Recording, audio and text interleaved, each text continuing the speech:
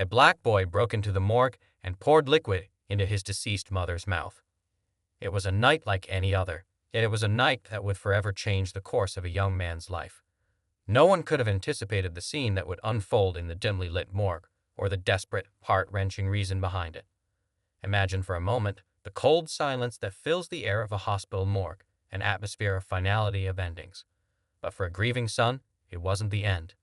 It was the beginning of a journey that defied everything he knew about love, loss, and what it means to truly hold on.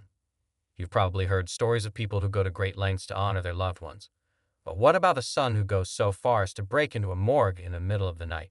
And what if his only desire was to give his mother one final gift? One last moment together, even though she was no longer there to receive it. This isn't just a tale of grief or a search for closure. This is about the raw desperation, the overwhelming need to believe that, somehow, love could defy the laws of nature itself. But there's more to it than just the act of breaking in. It's about what happened when he got inside. Picture this. A young man, hands trembling, heart pounding, standing over the cold, lifeless body of his mother. The woman who had given him life. The woman who had once cradled him in her arms. And now she lay before him, still, unfeeling, as if the world had moved on without her. But he hadn't. Not yet. As the clock ticked on, he did something no one could have prepared for. He pulled out a small bottle filled with a dark liquid. With a look of determination in his eyes, he lifted it and began pouring the liquid into his mother's mouth. Why would someone do this? What could possibly drive a person to such extremes, to take a final, impossible step with no guarantee of anything in return? This wasn't some act of madness. This was something deeper, something raw, a desperate hope that somehow, by pouring that liquid into her, she might wake up, that she might come back to him. The authorities would later ask why, but for him, the answer was simple. He wanted to feel that she was still there. He wanted to believe that his mother, his hero, hadn't truly left him. Even in the face of death, even in the stillness of the morgue, he hoped, he believed, that love could transcend. But the question remained, what was the liquid, and did it hold the power to bring his mother back from the dead? Or would it push him even further into the depths of his grief? This story isn't just about the breaking of rules or the bending of reality. It's about the strength of a child's bond with their parent and the lengths they will go to in order to defy the inevitable. It's about the things we do in the name of love and loss. What happens when we push the limits of what's possible, just to feel that one last connection? And what consequences would follow such an impossible act? As we dive deeper into this unbelievable story, ask yourself, what would you do if you had one more chance, one more moment to say goodbye to someone you loved? Could you ever bring yourself to make a choice like this? And what if that choice, that one moment of desperation, changed everything? Stay with me, because the journey doesn't end here. There's more to uncover, and this tale is far from over.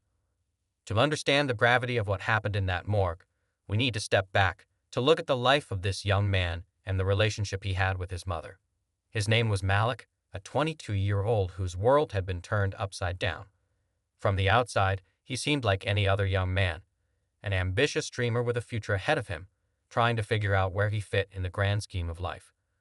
But beneath the surface, Malik was grappling with a loss that no one could truly understand, except for those who had been through it themselves. His mother, Clara, was the foundation of his world. She had raised him single-handedly after his father walked out when he was just a child. Clara was a fighter, and Malik admired her for it. She was everything to him, his protector, his mentor, his source of strength. Even in her final years, as illness began to take its toll, she remained strong, always keeping a smile on her face, never letting her son see how much pain she was in. But Malik could see through the mask. He knew the toll the disease was taking on her body, the way it slowly chipped away at the woman who had once been unstoppable. Malik did everything he could to care for her during those difficult months.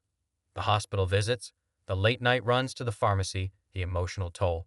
It was all wearing him down. He had put his life on hold, thinking there would be time later to chase his own dreams. But then came the inevitable day when Clara's body finally gave in. She was gone, just like that. And Malik, in that moment, was left to confront a brutal truth. No matter how hard he tried, he couldn't save her. The funeral was a blur, an endless procession of condolences, empty words meant to soothe the pain, but none of them worked. No one could ease the ache in his chest, that unbearable weight of losing the person who had given him everything. In the days that followed, Malik's grief turned into something else, something darker, more urgent. He couldn't shake the feeling that there had to be more to her death, that there was something he could have done. And when the opportunity came for him to see her one last time, to say goodbye, something inside him broke. It wasn't rational, it wasn't logical. But grief doesn't work that way. The morgue, the cold room where his mother's body was stored, had become a symbol of everything he couldn't fix. But Malik couldn't let her go. He wasn't ready, and maybe he never would be. So when he found out that on that night he could slip away undetected, he saw a chance to do something, anything, that might bring him peace, even if it was just for a moment. A final, futile act that no one would understand. The night he broke into the morgue was a quiet one. The kind of night when even the stars seemed to be hiding. He had studied the hospital schedule, memorized the shift changes of the security guards, and found a way in through a side door. His heart was racing, but his mind was focused. The hallway seemed endless, each step echoing off the cold, sterile walls. When he finally reached the room where his mother's body was stored, his breath caught in his throat. It was her. She looked so still, so peaceful, but he knew that wasn't her anymore. That was just a shell. And yet, as he stood there, staring at her, a part of him refused to accept it. He needed her back. He needed to feel her warmth again, to hear her voice, to have one more chance to be with her. The liquid in his hands wasn't something anyone would recognize. It was something he had heard about in whispered conversations. It wasn't something that could bring her back, not really. But in his desperate state, he convinced himself that it could. That somehow, pouring it into her would spark something, a sign that she wasn't truly gone. He was so lost in his grief that he barely noticed the faint sound of footsteps approaching. The security guard, someone who had worked at the hospital for years, was making his rounds. Malik froze, his heart stopping as he heard the footsteps grow closer. There was no way out, no way to escape. His hands shook, and the bottle of liquid nearly slipped from his grip. He knew he couldn't let the guard see him like this. Not now, not when he was so close. The sound of the footsteps grew louder, each step coming closer, and for a moment, everything seemed to freeze. Malik's mind raced. Should he run? Should he hide? But there was no time. The decision he had made just moments ago, that desperate decision to give his mother one last act of care, now seemed almost absurd. He was no longer sure if he was trying to bring her back or simply trying to escape from the crushing weight of reality. But then, just as quickly as the footsteps had come, they stopped. The guard had turned down a different corridor. Malik let out a breath he hadn't realized he was holding, and his hand, still trembling, slowly lifted the bottle to his mother's lips. He couldn't hear the world outside anymore. It was just him and her, and for that brief moment, he let himself believe that maybe, just maybe, something would happen. What he didn't know, though, was that he wasn't the only one in the hospital who was awake that night. Something was stirring in the darkness, something more than just his grief. The tension in the air grew thicker, and Malik, lost in his act of desperation, couldn't have known that the choices he was making were about to spiral into something far bigger than he could have imagined. And as he poured the liquid into his mother's mouth, the silence that followed was unlike anything he'd ever felt. It was a silence that seemed to stretch on forever, a silence full of unanswered questions. Had he done something foolish? Or had he just crossed a line that could never be uncrossed? For a few seconds, Malik stood motionless, his hand still trembling over his mother's lifeless form. The liquid dripped from the bottle, the dark substance seeping into the cracks of her mouth. His heart raced in his chest, each beat louder than the last. He wanted something to happen, anything. But there was only the silence. The coldness of the room wrapped around him, and for a moment, he thought he was losing his mind. He wanted to scream, to demand something, anything, to make sense of the madness. But there was no answer. Then, something strange began to happen.